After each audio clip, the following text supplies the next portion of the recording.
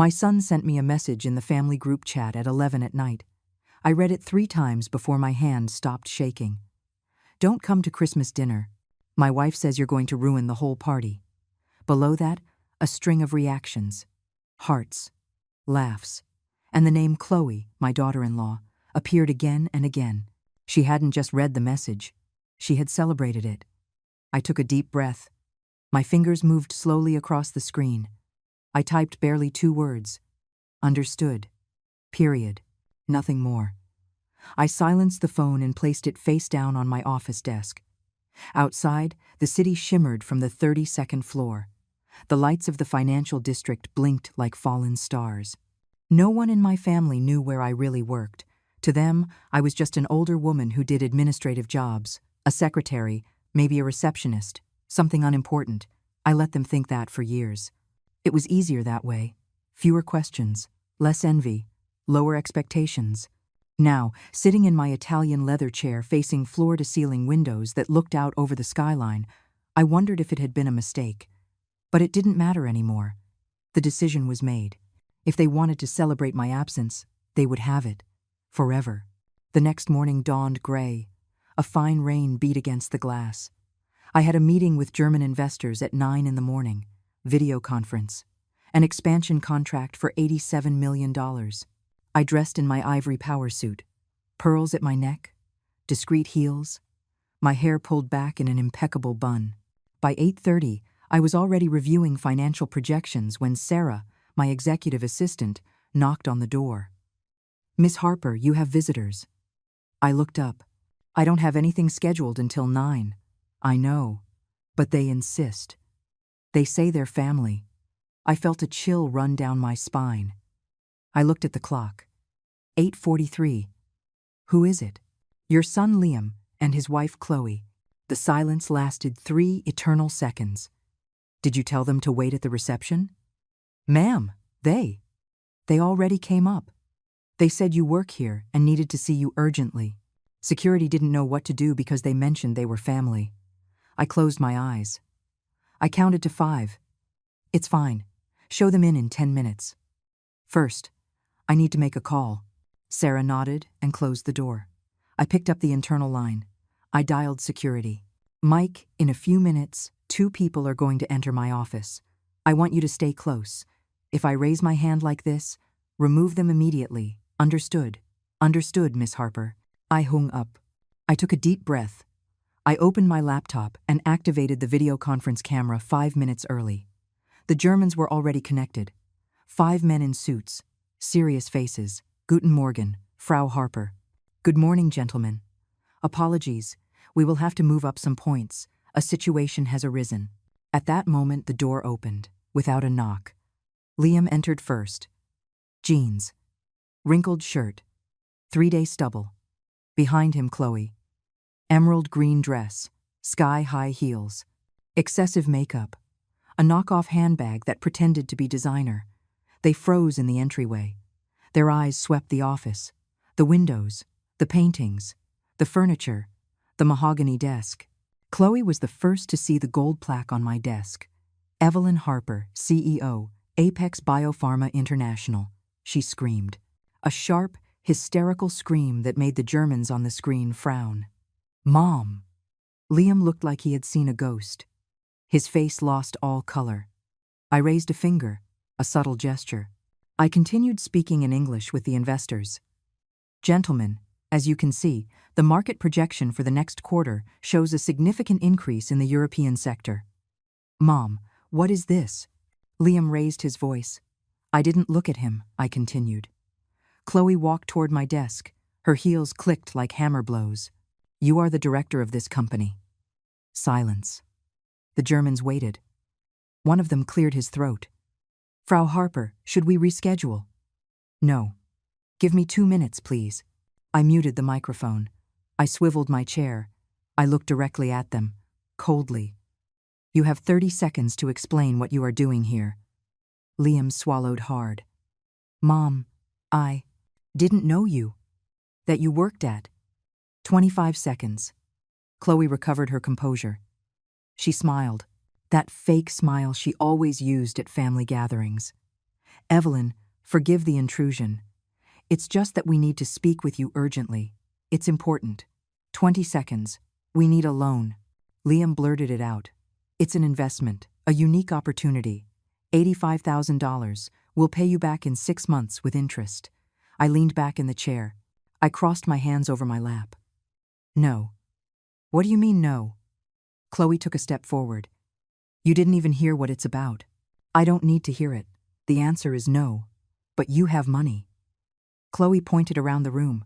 Look at this place. You own all of this. CEO, not owner. And my answer remains no. Liam ran his hands through his hair. Mom, please. It's the last time I ask you for anything. You said the same thing 2 years ago, and 4 years ago, and 7 years ago. This is different. It is always different. Liam. Chloe slammed her palm on my desk. The Germans on the screen jumped. You are selfish. Your own son is asking you for help, and you don't even care. I pressed the intercom button. Mike. The door opened. Mike entered. A 6'3" man. Ex-Marine. Impassive face. Ma'am, escort these people to the exit. No. Chloe backed away. You can't do this. Of course I can. This is my office. You entered without authorization. I am your daughter-in-law. And I am the CEO of this company. Mike. Liam looked at me. There was something in his eyes. Something dark. Resentment. Hate. Fine, Mom, I get it. You just wanted to rub in our faces that you have money, and we don't. I didn't come looking for you. You came here. Because we need help. And I needed a family that wouldn't humiliate me in a group chat. I guess we both will end up without what we need. Chloe opened her mouth. Closed it. Opened it again. This isn't going to stay like this, Mike. Now. The guard escorted them toward the door. Liam stopped at the threshold. You're going to regret this. I didn't answer. The door closed. I activated the microphone again. The 5 Germans watched me with professional curiosity. My apologies. Gentlemen. A family matter. Now, where were we? One of them smiled slightly. The European market projection. Frau Harper. Exactly. The meeting continued for 40 minutes. We signed the agreement digitally. $87 million. The biggest expansion in the company's history. When it ended, I stared at the black screen. My reflection stared back. A 68-year-old woman. Tired. Alone. But standing. Always standing. 3 days later, I received the call that would change everything. The phone rang at 10 in the morning on Tuesday. Unknown number. Usually, I didn't answer, but something made me slide my finger across the screen. Mrs. Evelyn Harper. Yes, who is speaking? I am Richard Mendez, from the Fraud Department of National Bank. I need to confirm some movements on your account. I sat up straighter in my chair. My heart started beating faster. What kind of movements? We have a loan application for $200,000 in your name. We received the documentation 2 hours ago.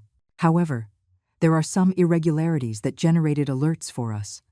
I closed my eyes. I took a deep breath. I did not apply for any loan. That is what we imagined. The signature doesn't match completely with the one we have on file, but it is very similar. Too similar to be a coincidence.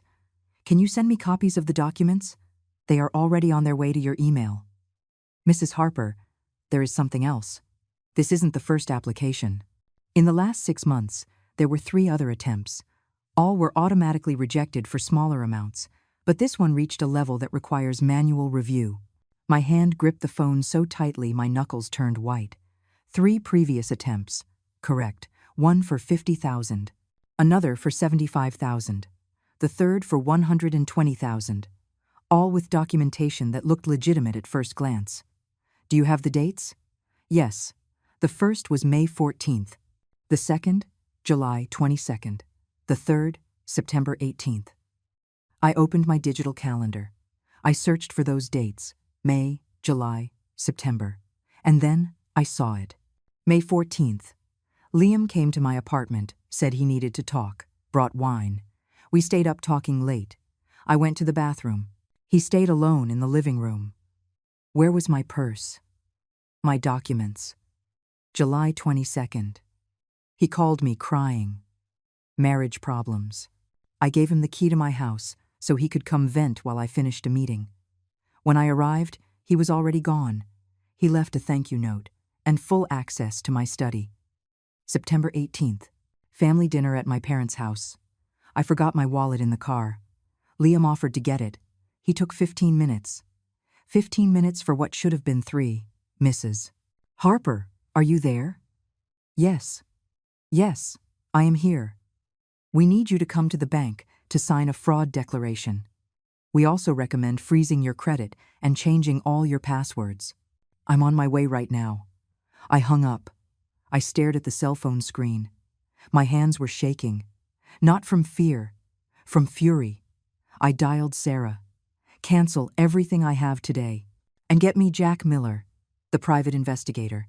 The very same. Right away, ma'am. 2 hours later, I was sitting across from Richard Mendez in a private office at the bank. Documents scattered on the table. Copies of applications, forged signatures. Copies of my ID. Everything perfectly executed. Almost. The person who did this knows your intimate personal data, Richard said. Date of birth, current and previous addresses, social security number, even your mother's maiden name, my son. Richard didn't seem surprised. Sadly, 72% of identity frauds are committed by close family members. I signed all the necessary documents. Declarations, authorizations, block orders. What happens now? We freeze your credit. No application can be processed without your in-person authorization. We also reported the fraud attempt. If you want to proceed legally, I want all the options. Richard nodded. We can file criminal charges. Attempted financial fraud. Forgery of documents. Depending on the judge, he could face 2 to 5 years in prison. I remained silent. The image of Liam behind bars appeared in my mind. My son, my only son. Let me think about it. You have time. But Mrs. Harper, whoever did this, is going to try again, each time with more desperation, and eventually, it might work. I left the bank with a folder full of evidence under my arm. The sun beat down hard against the pavement. The city bustled around me. People walking, laughing, living normal lives. I had just discovered that my son had been trying to rob me for months. That night, Jack Miller arrived at my office. A man in his 50s. Gray suit, serious expression. Years of experience in every wrinkle of his face. I showed him everything. The bank documents. The dates. My suspicions. What do you need me to find out exactly? Everything. Finances, debts, movements. I want to know what my son got himself into. And I want to know what role Chloe plays in this. Jack took notes in a small notebook. Budget limit. There is no limit. I want the full truth. Understood. Time frame. 1 week. He looked up. 1 week is very little for a deep investigation. Then work day and night. I will pay you triple. Jack smiled barely. It was a sad smile. Can I give you a piece of advice you didn't ask for? Go ahead, prepare yourself. What I'm going to find will probably be worse than you imagine. It always is when it involves family. I'm already prepared. No, Mrs. Harper. No one is prepared for this. But I'll investigate anyway, because you have the right to know. He left with copies of everything. I stayed alone in my office. The clock struck 11 at night. The city slept below. The lights twinkled like terrestrial constellations. I opened the bottom drawer of my desk. I took out an old photograph. Liam was 5 years old. Smiling, showing a tooth he had just lost. I was hugging him, both happy, both innocent. At what moment did everything break? At what moment did my son decide I was a bank and not a mother? I put the photograph away, closed the drawer, turned off the lights. The next day I had a board meeting, quarterly presentation, million-dollar decisions. Life went on, even though mine was crumbling inside. 4 days later, Jack called me. I need to see you. Urgent. Did you find something? I found everything. And Mrs. Harper is going to want to be sitting down when I show her this. We met in my office at 6 in the evening. Jack arrived with a box. Literally, a cardboard box full of documents, photographs, printouts. He emptied it onto my conference table. Your son Liam has debts totaling $340,000. The number hit me like a fist to the stomach. How? 12 credit cards. All maxed out. 3 personal loans. 2 vehicle loans for cars he no longer has. A loan from an underground lender with interest rates of 40% monthly. Jack kept placing documents in front of me. Statements, contracts, everything marked, everything highlighted. There is more. Liam has 4 active lawsuits. 2 for commercial fraud. 1 for a bad check. Another for breach of contract. My God. Wait. I'm not finished. Jack pulled out a manila folder. He opened it carefully, as if it contained explosives. Chloe. The name floated in the air like poison. Chloe is not who she says she is. I leaned forward. Explain. Her real name is Chloe Vargas. 35 years old. Born in San Antonio. Married 3 times before Liam. All 3 marriages ended exactly the same way. Jack put 3 photographs on the table. 3 different men. All smiling next to Chloe in wedding photos. Marriage number 1. Lasted 8 months. Ended when the husband discovered she had emptied his savings account, $52,000. He never sued her. He was too ashamed. Marriage number 2. Lasted a year. Chloe forged his signature to apply for 3 credit cards. Spent $98,000. When he found out, she had already disappeared. Marriage number 3. Lasted 6 months. He owned a hardware store. Chloe convinced him to make her a partner. 3 months later, she sold her share to a competitor. The business went bankrupt. He lost everything. I felt nauseous. And Liam. Marriage number 4. According to my sources, Chloe investigated him for 2 months before approaching. She discovered who his mother was, discovered her position, and designed the perfect approach. Jack took out more papers. This is going to hurt. Jack slid a photograph in front of me. Chloe sitting in a coffee shop. Alone, with a laptop open. The screen clearly showed my LinkedIn profile, my name, my title, the company photo. This was taken 3 weeks before she met Liam. A witness saw her researching for hours, taking notes, printing things. The next photograph froze my blood. Chloe outside my corporate building, looking up, counting floors with her finger. She knew exactly who you were before she laid an eye on your son. Jack continued pulling out evidence, call logs, recovered text messages, emails. Chloe has active contact with her 3 ex-husbands. She writes to them, asks them for money, threatens to expose secrets if they don't cooperate. 2 of them keep depositing monthly. Small amounts, $500, $800. Enough so, it's not worth reporting her legally. My voice came out as a whisper. Does Liam know all this? Jack shook his head. I don't think so. He is completely manipulated. I found this. He showed me printouts of text conversations between Chloe and a friend of hers named Patricia. I read aloud. I almost have it ready. Liam is dumber than I thought. He believes everything. The old lady is the real prize. 80 million minimum. When we have her controlled, we retire forever. I felt the air leave my lungs. 80 million. They investigated your net worth. Obviously, they don't know the real figure, but they made estimates. Chloe thinks you are worth that. Maybe more. My hands were shaking. I took the cup of coffee Sarah had brought half an hour ago. It was already cold. I drank it anyway. What else? Chloe has a direct accomplice. His name is Marcus Thorne, 42 years old, disbarred lawyer, specialist in document forgery. Jack put down a photograph of a thin man, thin mustache, dark glasses, shark smile. He was the one who prepared all the fake loan applications. Chloe passed him your data. He created the documents. They have worked together on at least 6 previous frauds. They have a specific plan for me. Jack nodded gravely. The goal is for Liam to convince you to sign a power of attorney. Chloe already has the document prepared. Once you sign it, technically he could sell properties in your name, transfer funds, make legal moves.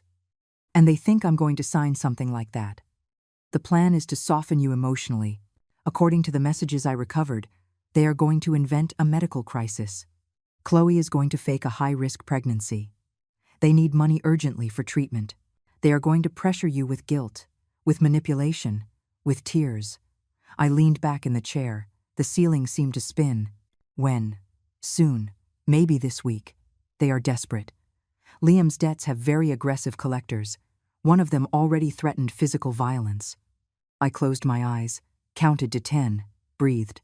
You have copies of all this. 3 complete sets. 1 for you, 1 for my archive, 1 for your lawyer if you decide to proceed legally. I want to proceed. Jack looked at me for a long time. Are you sure? He is your son. My son died years ago. This man trying to rob me is a stranger. Evelyn, I want to proceed. Jack, contact my lawyer. Prepare everything. I want every move they make to be documented, recorded if possible. I need irrefutable evidence. Understood. Jack started putting the documents away. I stayed staring at the photograph of Chloe in front of my building, that calculating smile, those cold eyes. One more question. Tell me, does Chloe know that I know? No. As far as they know, you are a naive older woman working in an office. They have no idea you are the CEO. They don't know you have resources. They don't know you can defend yourself. I smiled. It was a bitter smile. Perfect. Let's keep it that way. Jack left. I remained alone with the evidence scattered on the table. Hundreds of pages documenting my son's betrayal, my daughter-in-law's malice, the planned destruction of my life. If they wanted war, they would have it. But they would be fighting against someone who knew exactly who they were, and that advantage was everything. That night I didn't sleep. I stayed up reviewing every document, memorizing dates, names, amounts, building a mental map of the entire conspiracy. At 3 a.m, my phone vibrated. Message from Liam. Mom, I need to see you. It's urgent. Chloe is in the hospital, complications with the pregnancy. Please. I need you. There it was, exactly as Jack had predicted. The fake pregnancy, the invented emergency, the emotional bait. I typed my response with steady fingers. Which hospital? St. Jude's Hospital. ER. Room 212. Please come quickly. I called Jack. Speak, it started. They say Chloe is hospitalized. High-risk pregnancy. Do you want me to verify? Yes, and I want cameras, recorders, everything. If I go to that hospital, I want evidence of every word. I'll get you the equipment in 2 hours. Perfect. See you at 6. I hung up. I showered. Dressed in simple clothes. Gray slacks. Cream blouse. No jewelry. No elaborate makeup. I needed to look like the worried mother they expected. Jack arrived on time with a briefcase. This is a wireless microphone. It goes taped here, under the blouse. This button activates it when you want to record. This pen has a miniature camera. Records video and audio. It will look like you're just taking notes. I put everything on. I looked in the mirror. A common 68-year-old woman. No one would suspect what I was carrying. Ready. Ready. I arrived at St. Jude's Hospital at 7:30 in the morning. Went up to the 2nd floor. Room 212. Knocked on the door. No one answered. I pushed it slowly. The room was empty. Bed perfectly made. No medical equipment connected. No flowers. Nothing to indicate anyone had been there. Then I heard voices in the hallway. Are you sure she's going to come? It was Chloe. Her voice clear. Strong. No pain. No weakness. She'll come. She's my mother. She always falls for these things. Liam. My son. Talking about me as if I were a predictable idiot. Good. When she arrives, I'm going to be in the bed. You cry. Tell her we need money for an experimental treatment. $50,000. In cash. Urgent. And if she asks for the doctor, we tell her he's in surgery, that he'll be back in 2 hours. By then we will have already gotten the money and we'll leave. I activated the recorder. Every word was being logged. Did you bring the power of attorney document? It's in my bag. If we see she gets sentimental, we make her sign it. Marcus already has everything ready on the other side. Perfect. With that power, we can sell your mother's house in the mountains. It's worth like $300,000, more than enough to pay the collectors. My house in the mountains. The house where I spent my honeymoon with Liam's father, where I planted roses, where I dreamed of growing old, surrounded by grandchildren. They wanted to sell it without me knowing. Chloe laughed. Your mother is so pathetic. She thinks we are family. She doesn't know that as soon as you get the inheritance, you're going to divorce me, and we're going to split everything. Silence. Liam. Yeah, whatever you say. You're having doubts. No, it's just that. She's my mother. Your mother who has millions and lives alone in a huge apartment while you drown in debt. Your mother who humiliated you in her office. Your mother who refuses to help you. You're right. Of course I'm right. Now get in character. I need to see you devastated. I backed away silently, walked down the hallway, went down the stairs, left the hospital. In the parking lot, I leaned against my car. My legs were shaking, not from fear, from absolute fury. I took out my phone, dialed my lawyer. Patricia Dominguez. Patricia, it's Evelyn. I need a lawsuit for attempted fraud. I need a restraining order. And I need you to start the process to remove Liam from any document where he appears as a beneficiary. Something happened. Everything happened. I drove back to my office with my hands gripping the steering wheel. Every red light seemed like an eternity. The recordings were safe in the device's memory. Clear evidence, irrefutable, devastating. Patricia was waiting for me in the boardroom when I arrived. Black suit, leather portfolio. Serious expression perfected over 20 years of litigation. Show me everything. I connected the recorder to the speakers. Pressed play. Liam and Chloe's voices filled the room. Every word, every laugh, every macabre plan. Patricia listened without interrupting, taking notes on her tablet. Her expression hardened with every minute that passed. When it ended, there was silence. This is enough for criminal charges. Conspiracy to commit fraud. Attempted theft by deception. Falsification of medical emergency. I don't want criminal charges. Yet, Patricia looked up. Why not? Because I want them to keep believing they have control. I want them to sink deeper. I want the hole to be so deep they can never climb out. Evelyn, I understand the rage, but the longer you wait, the more opportunities they have to do you real harm. They can't. I already froze my credit. I already changed passwords. I already removed Liam from all access he had. Now they are desperate. And desperate people make mistakes. Patricia sighed. What do you want to do then? I want you to prepare total protection documents. New will where Liam does not appear, blind trusts, revoked powers, everything. That will take a week minimum. You have 3 days. Evelyn. Patricia, I pay you double your normal rate. 3 days. She nodded. Fine. 3 days. Something else. Yes. I want certified copies of all the recordings. I want a notary to seal them. I want there to be an official record that this occurred on this date and at this time. Done. When do you confront Liam? When I have all the pieces in place. When there is no possible escape. Patricia closed her portfolio. Be careful. Cornered people do unpredictable things. She left.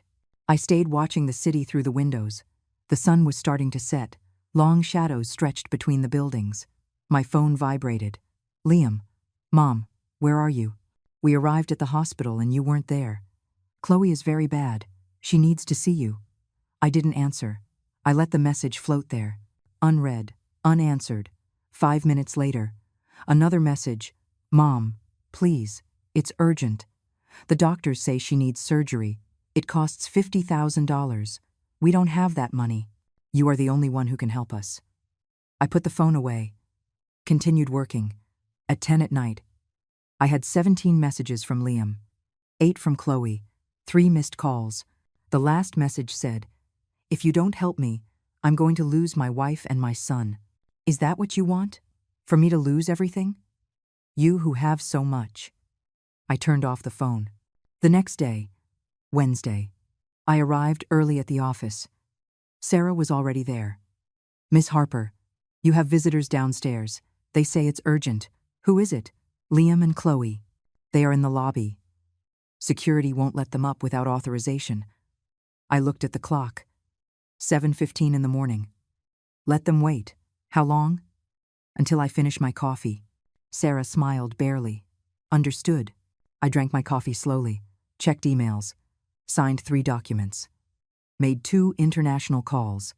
At 8:20, I dialed security. Mike, let them up. Do you want me to stay close? No. I want you to install the security camera in my office and record everything. Understood, ma'am. 5 minutes later, Liam and Chloe entered. He looked destroyed. Deep circles under his eyes, wrinkled clothes, unkempt beard. Chloe wore a lavender dress. Perfect makeup, not a trace of being sick. Mom, thanks for seeing us. I said nothing. I looked at them, waited. Chloe let herself fall into a chair as if she were going to faint. Evelyn, I am very grave. The doctors found serious complications. The baby is at risk. I am at risk. What baby? Silence. Chloe blinked. What do you mean, what baby? I'm pregnant. Liam didn't tell you. Liam says many things. Not all are true. Liam took a step forward. Mom, this is serious. It's not the time for grudges. We need $50,000 for a treatment. If we don't do it this week, we can lose the baby. Show me the hospital papers. What papers? Medical diagnosis, treatment order, estimate signed by the doctor, lab records. Chloe swallowed hard. I don't have them here. They are at home. Then go get them. When you bring me official documentation stamped by the hospital, we talk. There is no time. Chloe raised her voice. Every day counts. My life is in danger. If your life were in danger, you would be in the hospital. Not in my office at 8 in the morning in 4-inch heels. Chloe looked at her feet, opened her mouth, closed it. Liam knelt in front of my desk. Literally, on his knees. Mom, please. I beg you. I have never asked you for anything important. This is life or death. I asked you for medical documents. Bring them and we talk. You don't understand. I don't have time to go for papers. I need the money now. I stood up, walked toward the window, turned my back to them. Liam, I have a question. Which one? How much do you owe the lender on Morelos Street? Absolute silence. I could feel the tension behind me. What are you talking about? The underground lender. 40% monthly interest. How much do you owe them? I don't. I don't know what. $120,000. Plus, accumulated interest of $38,000. Total, $158,000. I turned around. Liam was pale. Chloe's eyes were wide open. Who told you that? Is it true or not? Mom, I can explain. Is it true? Yes, but it was for business. For investments. Everything went wrong. And the 12 maxed-out credit cards also went wrong. Liam backed away. You are investigating me. I am protecting myself. What is different? Chloe stood up. This is incredible. Your son asks you for help, and you investigate him as if he were a criminal. Do you want to talk about criminals, Chloe? Or do you prefer I call you by your full name? Chloe Vargas. 3 previous marriages. 3 documented frauds. Shall I refresh your memory? The color disappeared from her face. I don't know what you're talking about. Of course you know, Richard Sanchez. Your first husband. You stole $52,000 from him. Javier Mendez. Second husband. $98,000 in forged cards. Antonio Ruiz. Third husband. You left him bankrupt after selling his business. Chloe started walking toward the door. I am not going to stay to listen to these ridiculous accusations. Sit down. My voice sounded like steel. Chloe stopped. You can't force me. I pressed the intercom button. Mike, lock the door. No one enters or leaves until I say so. Click. The door closed with an electronic lock. What are you doing? Liam looked terrified. We are going to have an honest conversation. For the first time in years, I took a folder from my drawer. I let it fall onto the desk. Documents spilled out, statements, photographs, court records, message transcripts. Here is everything. Every debt, every lie, every attempt to rob me, including the 4 fake loan applications you made in my name. Liam let himself fall into a chair. My God. Don't invoke God now, son. It's already too late for that. Chloe tried to take the documents. I pushed them away. These are copies. The originals are with my lawyer, and with the police, and in a safety deposit box in Switzerland. You can't do this. Of course I can. I am the victim of attempted fraud. I have every right. Liam looked up. There were tears in his eyes. Mom, I'm sorry. I didn't want it to come to this. But I'm desperate. The collectors threaten me. They say they are going to hurt Chloe. That they are going to burn my house down. Your house? The house is in my name, Liam. It always was. What? I took out another document. Deeds. The house on Maple Drive, registered in the name of Evelyn Harper for 5 years. You just live there. But it isn't yours. Liam looked at the paper as if it were a venomous snake. That's impossible. I made the purchase through a trust. You never knew. You thought it was a gift. But legally, everything is mine. Chloe jumped to her feet. Her face had gone from fear to fury. You are a manipulator. All this time controlling us. Making us believe it was our house. I didn't manipulate you. You never asked. You assumed. There is a difference. You lied to us. Like you lied to me about the pregnancy. Like you lied to me about the medical emergency. Like you forged my signature 4 times to rob me. Liam had his head in his hands. What are you going to do? That is the correct question. I walked around the desk, sat on the edge, looked down at them. I have 3 options. First, I call the police right now. They arrest you for fraud. You go to prison. Lose everything. Second, I sue you civilly. I take down to the last penny you have, leave you on the street. Third, we make a deal. What kind of deal? Liam's voice sounded broken. Chloe leaves. Today. Now. Takes her things and disappears from your life forever. Signs express divorce. No alimony. Nothing. She leaves and never comes back. You can't force me, Chloe screamed. I'm not forcing you. I'm giving you an exit. The alternative is that I hand over all this evidence to the district attorney. Your history, plus this attempt, plus the testimonies of your 3 ex-husbands, calculate about 8 years in jail. Chloe opened and closed her mouth like a fish out of water. Liam, are you going to allow this? Liam didn't look at her. Liam, she's lying. She doesn't have real proof. She just wants to separate us because she never accepted me. Chloe, shut up. Liam spoke without raising his head. Just shut up. What? Everything she said is true. Everything. I knew it. I knew about your ex-husbands. I knew you looked for me for money. You told me one night when you were drunk. I thought you had changed. I thought you really loved me. Chloe backed away.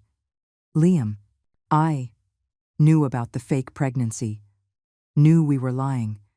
And I still went ahead because I am so drowned in debts that I can't think clearly anymore. He looked up at me. Tears ran down his cheeks. Mom, I ruined everything. My life is a disaster. The debts are killing me. The collectors called yesterday. Said I have until Friday, or they are going to break my legs. Friday? Today is Wednesday. I know.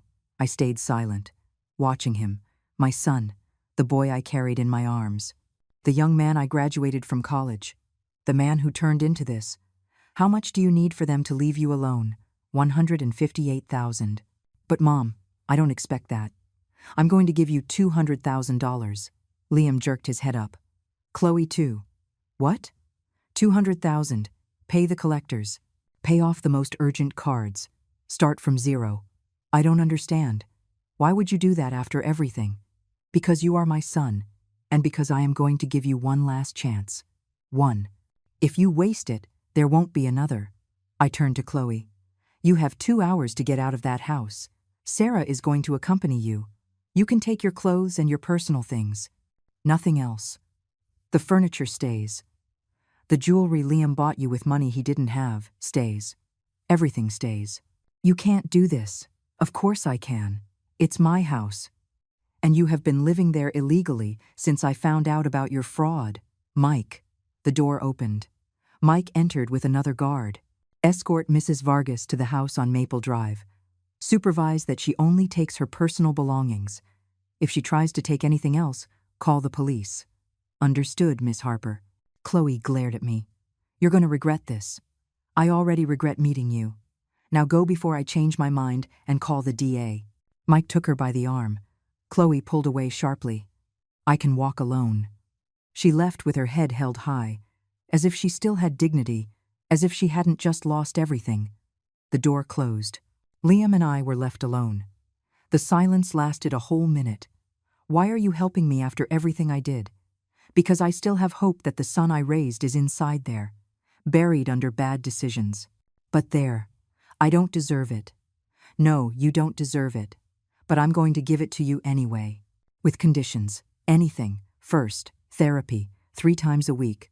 I already hired a psychologist. First appointment Monday. Agreed. Second, work. You are going to work in the company warehouse. Full shift, normal salary, no privileges for being my son. In the warehouse. Do you prefer the street? No, I accept. Third, every penny I give you, you are going to pay back, with 5% annual interest. You have 10 years. If you don't comply, I activate the lawsuit. Understood. Fourth, you cut all contact with Chloe. Everything. If she looks for you, you tell me. If she tries to manipulate you, you tell me. If you see her on the street, you turn around. That will be easy. I don't want to know anything about her anymore. And fifth, you move out.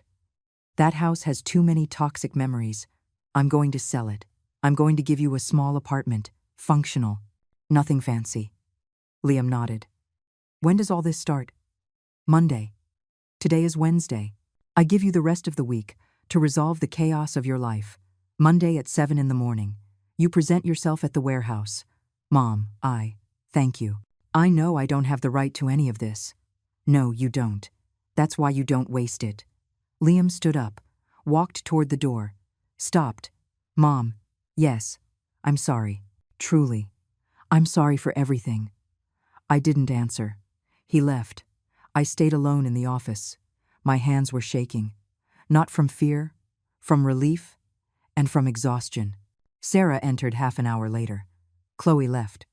She tried to take 4 paintings and a set of silver cutlery. Mike stopped her. She said something, many things, none pleasant, all recorded. Good.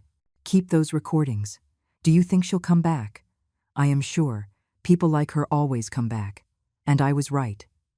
3 days later, Friday afternoon, I received a manila envelope. A messenger brought it.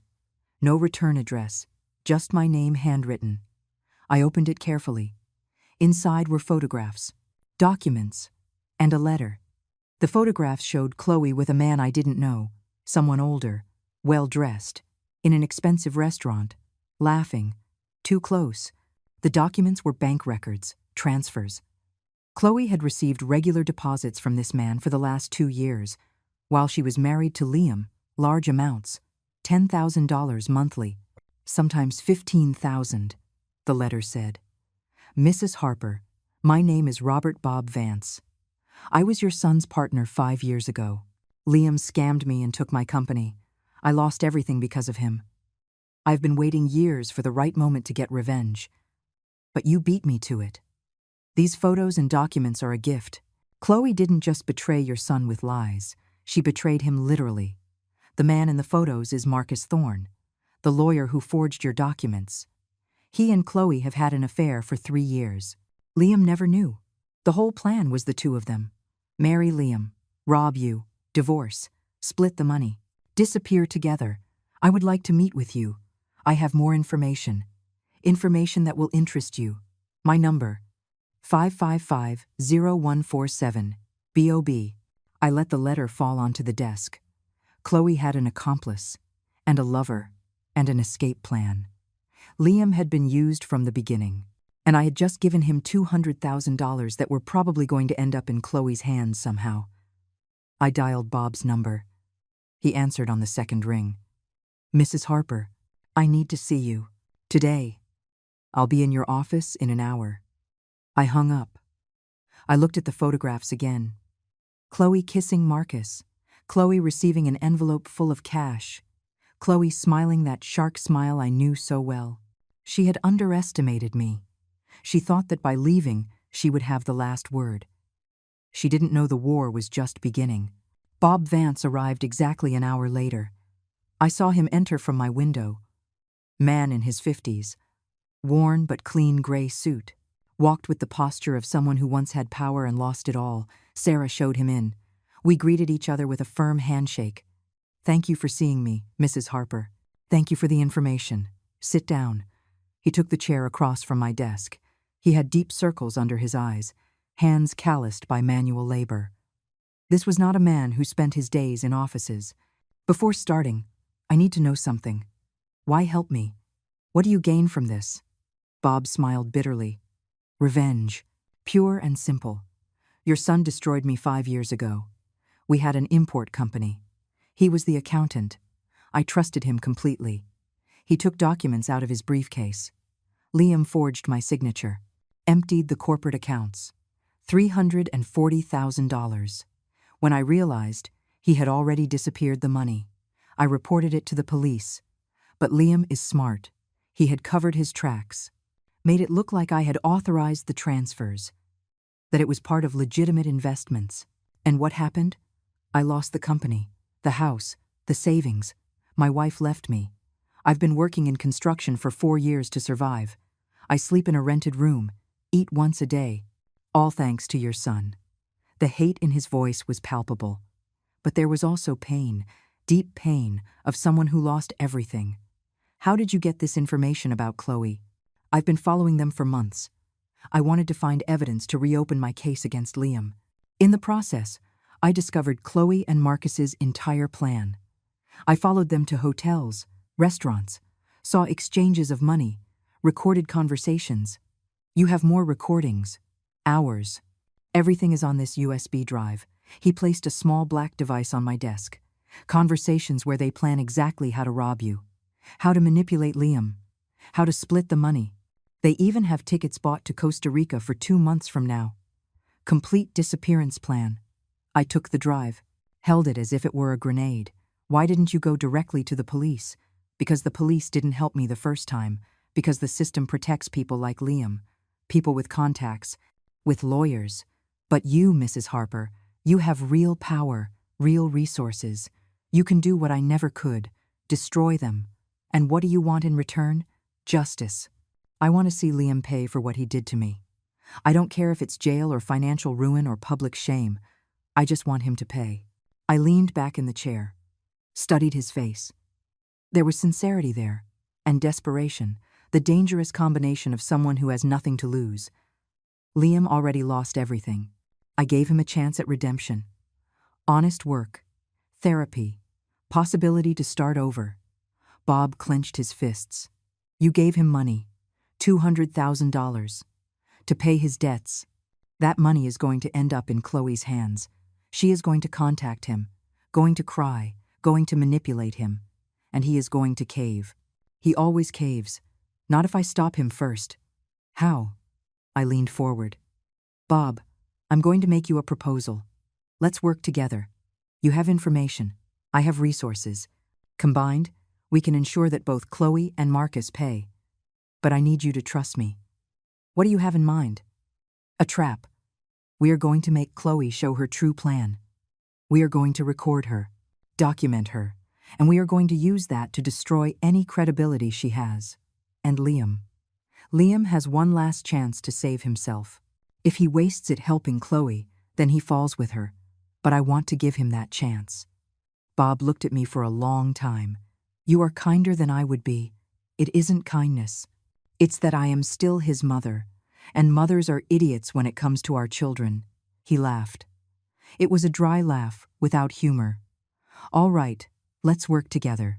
What do you need me to do? First, give me access to all those recordings. Second, I need you to keep watching Chloe and Marcus. Every move, every conversation, everything. Third, when the moment comes, I need you to testify, publicly if necessary. Done. Something else. Yes, I am going to pay you $5,000 monthly while this lasts. Plus expenses. Bob blinked. Why? Because you lost everything because of my son. I can't give you back your company or your previous life. But I can give you this. Bob's eyes filled with tears. He held them back with effort. I don't know what to say. Say yes. Yes. Thank you. Thank you, Mrs. Harper. Call me Evelyn. If we are going to work together, let's drop the formalities. We spent the next 2 hours reviewing the content of the USB drive, recorded conversations, videos, photographs with dates and locations. everything meticulously documented. Chloe and Marcus planning every detail, laughing at Liam, calling him an idiot, calculating exactly how much they could get out of the family before disappearing. In one particularly devastating recording, Chloe said, "Liam is so pathetic. He thinks I love him. He doesn't know that every time I kiss him I think about the money, about the bank account growing, about the life you and I are going to have on the beach."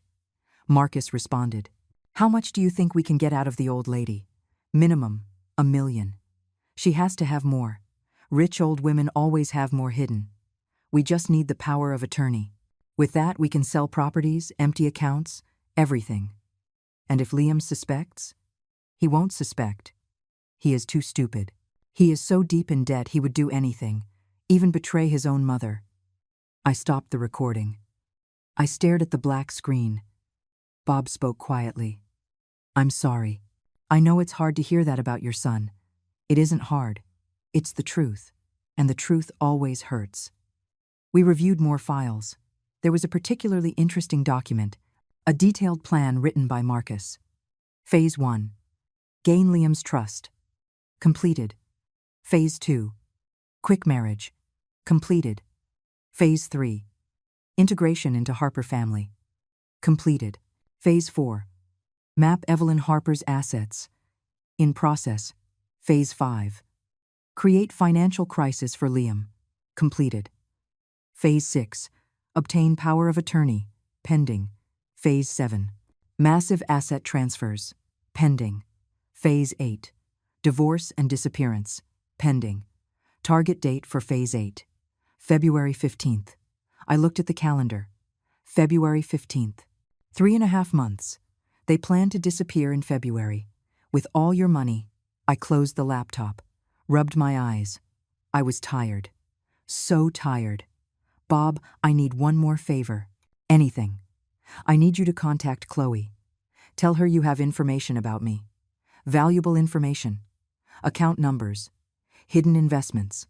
Whatever makes her interested. You want me to infiltrate." "Exactly. Pass yourself off as someone willing to help her. Someone with access to privileged information. Earn her trust. It's risky. That's why I'm going to give you a hidden microphone. Every conversation will be recorded. Every plan exposed. When we have enough evidence, we hand it to the authorities." Bob nodded slowly. "When do I start?" "Tomorrow. I'm going to give you a new phone number, a fake identity. You will say you work in the finance department of my company, that you have access to confidential information, that for the right price, you can share it. Chloe is going to bite the hook. I know. Greed always wins." Bob stood up. We shook hands again. "Evelyn, thank you. For the first time in 5 years, I feel there is hope. Don't thank me yet. This is just beginning, and it's going to get ugly. I'm ready." He left. The office fell silent. I looked at the USB drive on my desk. Inside was enough evidence to destroy Chloe and Marcus, to send them to prison for years. But there was also evidence of Liam's participation, of his weakness, of his lies. Could I save him? Or was it already too late? My phone vibrated. Message from Liam. "Mom, I paid the collectors. I'm free. Thank you. I won't disappoint you." I replied, "Monday at 7. Don't be late. I won't be. I promise." I put the phone away, opened my desk drawer, took out the old photograph. Liam at 5 years old, smiling, innocent. "I hope you can keep that promise. Son, for your own good. Because this is your last chance." I put the photo away, turned off the lights, left the office. Outside, the city shone under the stars. Life went on, oblivious to my personal war. But the war was just beginning, and I was ready to fight to the end. Monday arrived with cold rain. I woke up at 5 in the morning. I hadn't slept well. Fragmented dreams with Chloe, Liam, documents signed in blood. By 6:30 I was at the office. I called the warehouse supervisor. "Good morning, Ansel." "Good morning, Miss Harper. Today a new employee arrives. Liam Harper. I want you to treat him like any other. No favors. No exceptions. Understood. He is your family. Was. Now he is just another employee." There was a pause. Understood, ma'am. At 5 to 7, my phone rang. It was Ansel. Ma'am, the new employee arrived. He is in the locker room putting on his uniform. Perfect. Keep me informed of his performance. Of course. I hung up. Part of me wanted to go down to the warehouse, see Liam in the green company overalls, see if he was really willing to work honestly, but I didn't go down. I couldn't give him that privilege. He had to earn it. At 9, Bob called me. I made contact. How did it go? I called Chloe. Introduced myself as Diego Fuentes, financial analyst at Apex Biopharma. Told her I had valuable information about your personal assets, and she bit the hook immediately. Asked how much I wanted. I told her it wasn't about money, that I had been fired unfairly and wanted revenge. Smart. Appeals to her nature. Exact. We agreed to meet tomorrow. At a cafe downtown. I'm going to bring fake documents, invented bank statements. I want to see how far she is willing to go. Be careful. Chloe is dangerous when she feels cornered.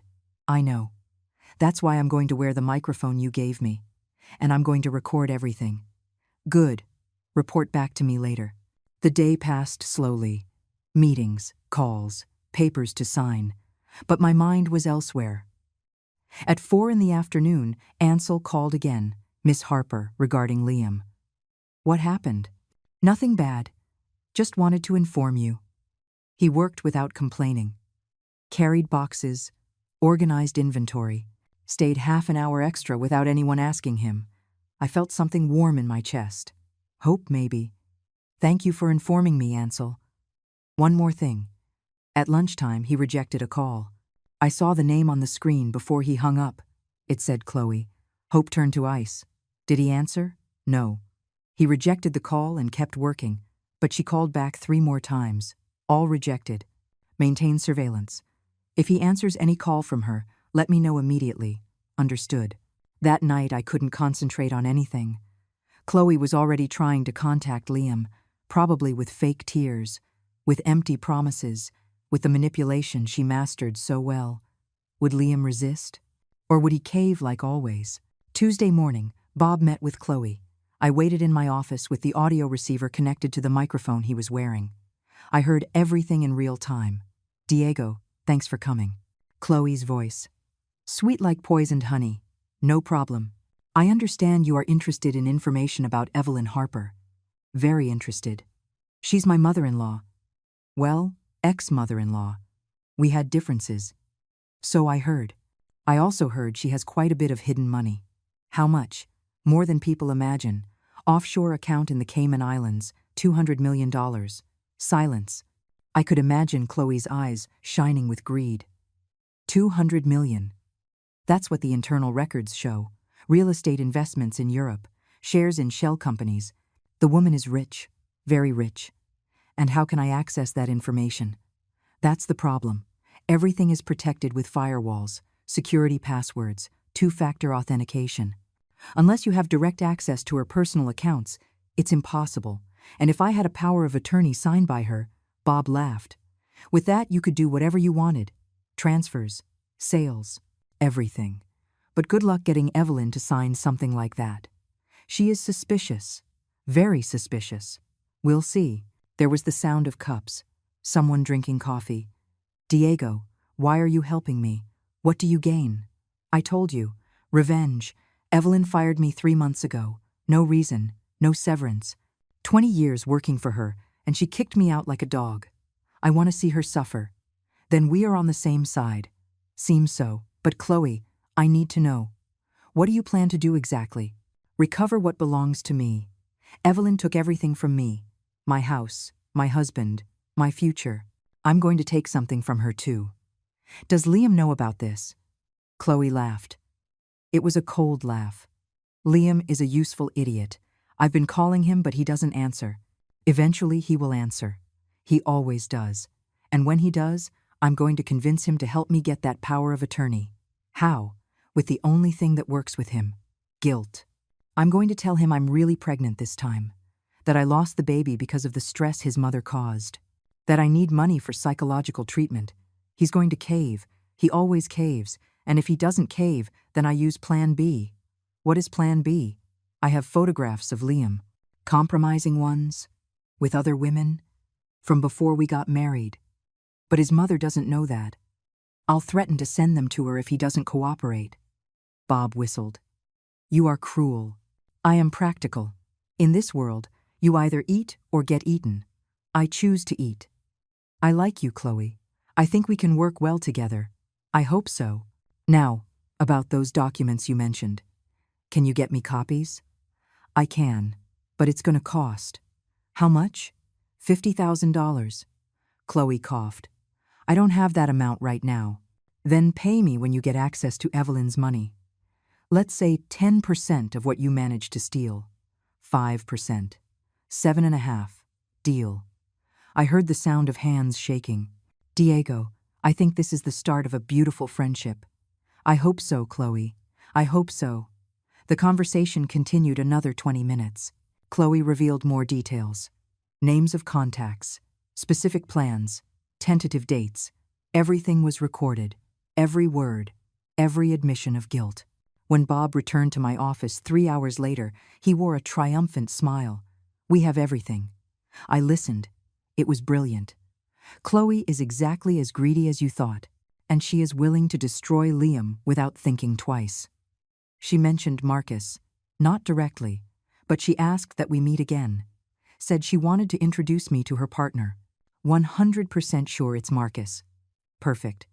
When she does, we will have direct evidence of the conspiracy between the two of them. Bob let himself fall into a chair. Evelyn, there is something else. Chloe mentioned she has a contact inside your company. Someone who passes her information. I sat up. Who?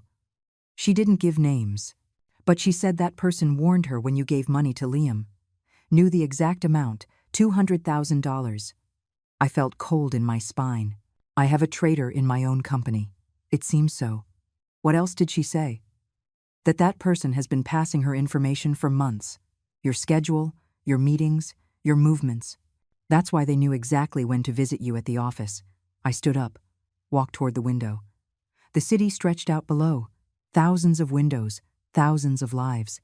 And somewhere out there, someone I trusted was betraying me. I need to find that person. I have an idea. In the next meeting with Chloe, I can pressure her to give me the name. Tell her I need to know who else is involved before committing more. Do it, but carefully. If she suspects anything, everything comes down. Understood. Bob left. I stayed looking at my office with new eyes. The furniture, the computer, the phones. What else was compromised? I called my head of security. Mike, I need you to sweep my entire office. Listening devices, hidden cameras, anything suspicious. Do you think you're being watched? I am sure. I'm on my way. While I waited, I checked my phone. Liam had sent a message 2 hours ago. Mom, finished my first day. I'm tired but good. Thanks for the opportunity, I replied. Keep it up. I am proud. It was a lie. I wasn't proud. I was terrified. Terrified that Chloe would get him back. Terrified that all my effort would be in vain. Terrified of losing my son forever. Mike arrived with specialized equipment, scanners, detectors. Spent 2 hours checking every inch of my office. Nothing, Miss Harper. It's clean. Are you sure? Completely. If there is surveillance, it isn't electronic. It's human. Someone inside the company. That seems to be it. Thanks, Mike. He left. I was left alone with my thoughts. Someone close was betraying me.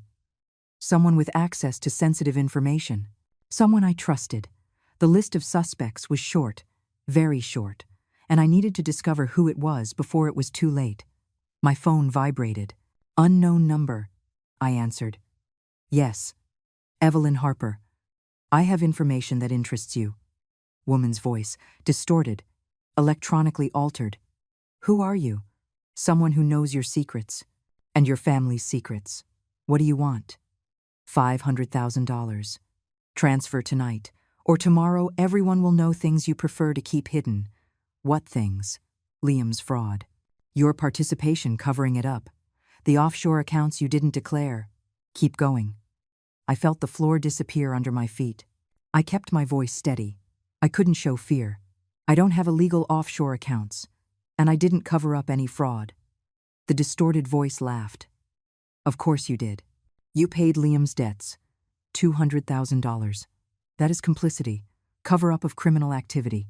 Any ambitious DA could build a case. Helping my son pay debts is not illegal. And evicting Chloe from a property without legal process? Withholding her belongings? Threatening her with false charges? That is illegal, Evelyn. I gripped the phone tightly. Chloe sent you. Chloe doesn't know anything about this call. This is personal, between you and me. $500,000.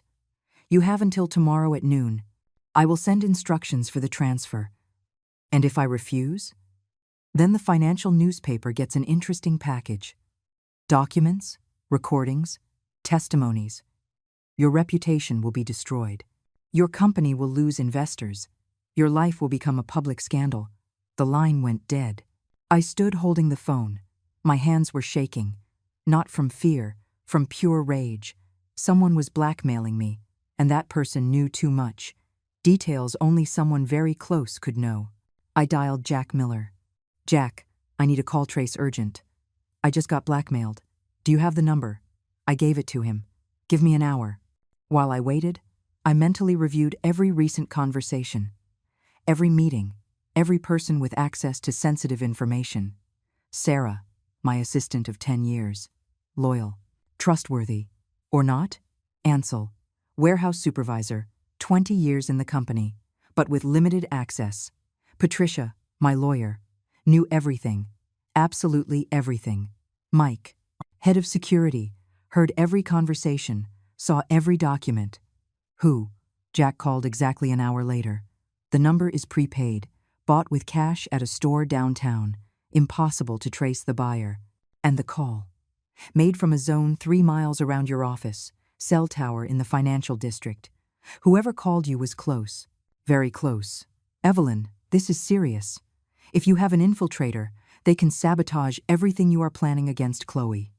I know, that's why I need to find out who it is. Now, that night I didn't sleep. I stayed in the office reviewing personnel files, histories, accesses, permissions. At 3 a.m, I found something. Sarah had requested access to my personal financial files 2 months ago. The request was approved automatically because she was my trusted assistant.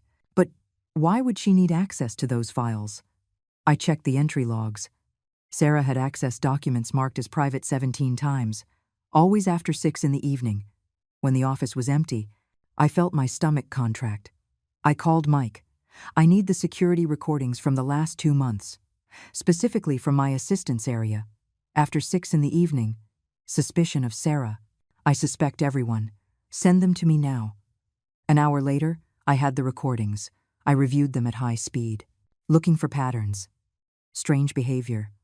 And I found it. November 4th. Sarah at her desk, at 7 p.m, alone, photographing documents with her cell phone, papers she had taken from my office. November 9th. Sarah talking on the phone, laughing, taking notes. The camera didn't capture audio, but her body language was clear. She was comfortable, relaxed, conspiring. November 16th. Sarah connecting a USB drive to her computer, copying files, looking toward the door every few seconds. The evidence was crushing. My assistant of 10 years was betraying me. I felt something break inside me. Not just rage, deep pain. Sarah had been there at the birth of my grandson who never existed, at my 60th birthday, at every important moment, and everything was a lie. At 6 a.m, Sarah arrived at the office as always, smiling, with coffee for both of us. Good morning, Miss Harper. Brought your favorite cappuccino. I took the coffee, left it on the desk without tasting it. Sarah, sit down. Something happened. That is exactly what I'm going to ask you. She blinked, confused. Or faking it very well. I don't understand. I turned my computer screen toward her. The recording from November 4th. Sarah photographing documents. The color left her face. Miss Harper, I can explain. I don't want explanations. I want the truth. How much did Chloe pay you? Silence. Sarah looked at the screen. Her hands were trembling. How much, Sarah? $10,000 a month. For 3 months. $30,000. You sold 10 years of trust for $30,000. I needed the money. My son is sick. Medical treatments cost a fortune. You rich people don't understand what desperation is. I would have helped you. If you had come to me, I would have given you the money without thinking. Seriously? The great Evelyn Harper coming down from her tower to help the help? Don't make me laugh. I gave you raises every year. Generous Christmas bonuses. Paid for your son's college. That doesn't count. Sarah stood up. That was the minimum. I work like a slave for you. 12 hours a day. Weekends, holidays. Also, you can live in your palace while I barely survive. Then quit, get another job. But don't betray me. It's too late for that. You're right. You're fired. Security is going to escort you to your desk. You have 10 minutes to take your personal things. Nothing else. You can't do this. Of course I can. You violated confidentiality agreements. Stole private information. Committed corporate crimes. I should call the police. But for the years you worked here, I give you an exit. You leave now. No scandal, no charges, but if you contact Chloe or anyone related to her again, I destroy you legally. I pressed the intercom. Mike. The door opened. Mike entered with another guard. Escort Sarah to her desk. Supervise that she only takes personal belongings. Sarah glared at me. You're going to regret. Chloe has plans for you. Plans you can't even imagine. Tell Chloe I'm waiting for her, and that when she falls, she will fall hard. They took her away. The office fell silent. I let myself fall into the chair, closed my eyes, took a deep breath. I had lost my assistant, my son, my daughter-in-law, my peace. What did I have left? The phone rang. Bob. Evelyn. I have news. Chloe introduced me to Marcus. We agreed to meet the three of us tonight. They are going to propose I join the plan officially. Where? Miraflores Restaurant. 8 p.m. Private area. Perfect. Take the new microphone. The previous one already gave enough evidence. This one needs to be perfect. I know. Evelyn, there is something else. Marcus mentioned they have help from someone close to you. Sarah. I already know. I already fired her. Good. Then they don't know we are tracking them. Exactly. Tonight get names, dates, amounts, everything they plan to do. I need everything recorded. You will have it. I hung up. I looked at the clock. 9 in the morning. 11 hours until the meeting. 11 hours to prepare the final trap. I called Patricia. I need you to prepare formal indictment documents. Conspiracy to commit fraud, extortion, forgery, everything. Against whom? Chloe Vargas and Marcus Thorne. Tonight we are going to have the final evidence. Understood. I'll have them ready. Then I called Liam. Mom. How is work going? Good. Tired but good. Mom. Chloe has been calling me. I haven't answered. But the messages are getting more desperate. What do they say? That she misses me? That she made mistakes? That she wants to talk? That she is really pregnant this time? Do you believe her? Long silence. No, I don't believe anything anymore. But a part of me wants to answer. Just to know what she really wants. Don't do it. It's a trap. The only thing she wants is money, and she is going to use any lie to get it. I know. That's why I haven't answered. But it's hard, Mom. Very hard. I know, son. But if you answer, you lose everything. The job, the opportunity, my trust. Is it worth it? No, it's not worth it. Then block her number, delete her messages unread, and focus on rebuilding your life. Okay, I will. Liam. Yes, I am proud of you. Truly. I heard his breath catch. He was crying. Thank you, Mom. I needed to hear that. We hung up. I stayed staring at the phone. My son was fighting. Really fighting against his demons. Maybe there was hope after all. That night I waited in my office. Lights off. Only the glow of the city entering through the windows. Bob was at Miraflores Restaurant with Chloe and Marcus.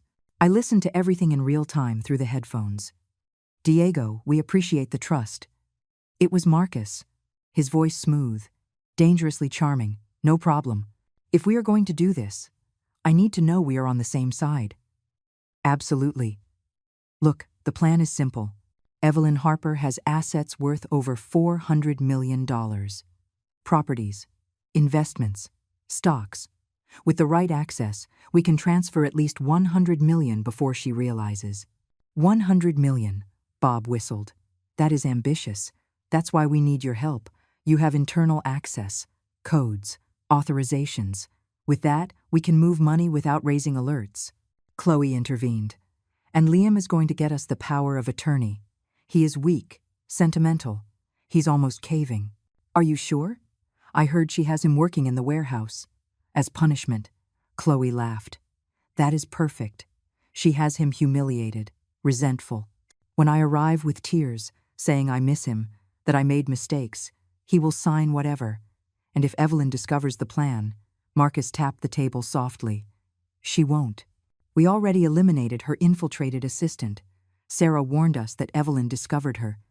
But she already served her function. Now Evelyn is paranoid, suspicious. That gives us the advantage. When do we execute? 2 weeks, December 25th, Christmas. Evelyn will be distracted, alone. It is the perfect moment. Bob kept his tone casual. And my share. 20% of everything we take. We are talking about $20 million minimum. I need an advance, to trust. We will give you $100,000 tomorrow, cash, as a show of good faith. Deal.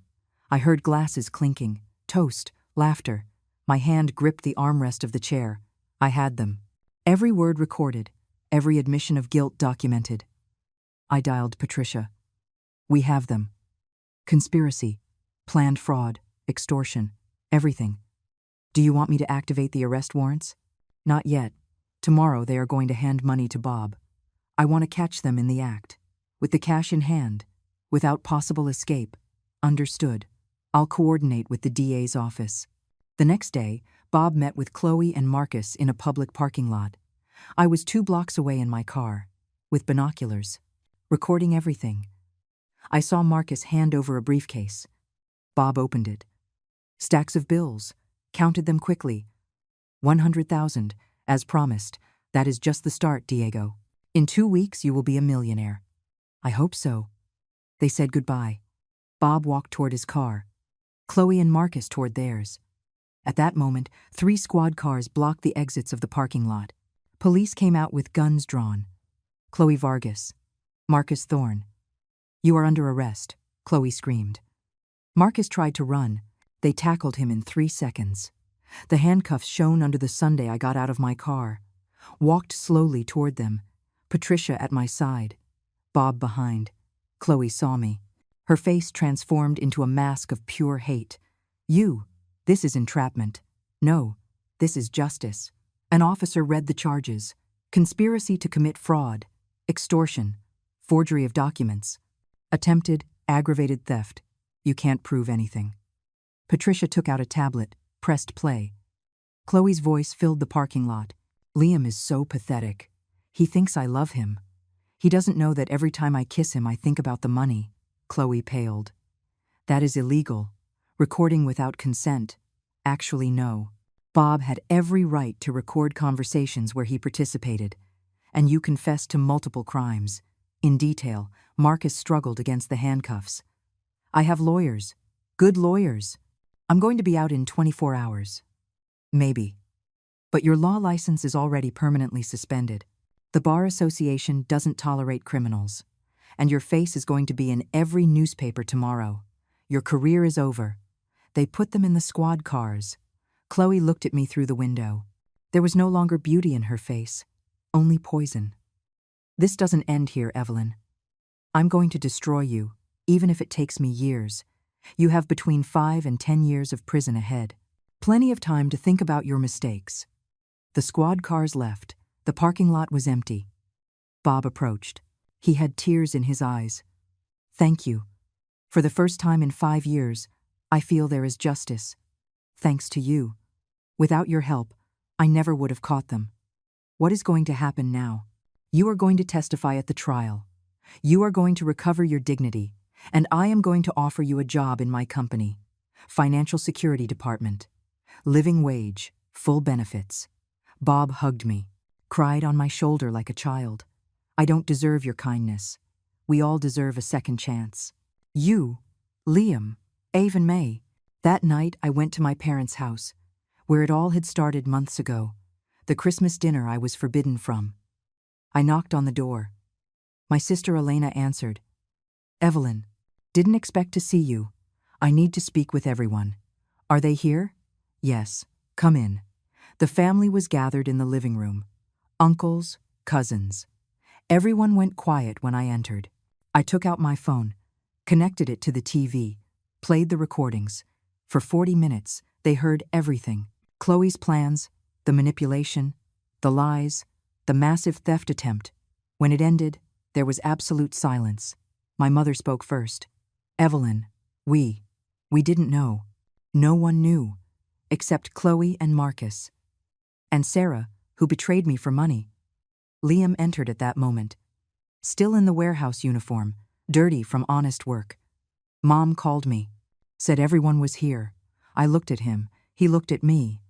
Liam, there is something the family needs to know. What? That you made terrible mistakes, but that you are working to amend them. That I gave you a chance, and that until now you haven't disappointed me. Liam broke down, fell to his knees, cried like I hadn't seen him cry since he was a child. I'm sorry. I tell everyone. I am so sorry. My mother stood up, hugged her grandson, then looked at me. Evelyn, you were wiser than all of us.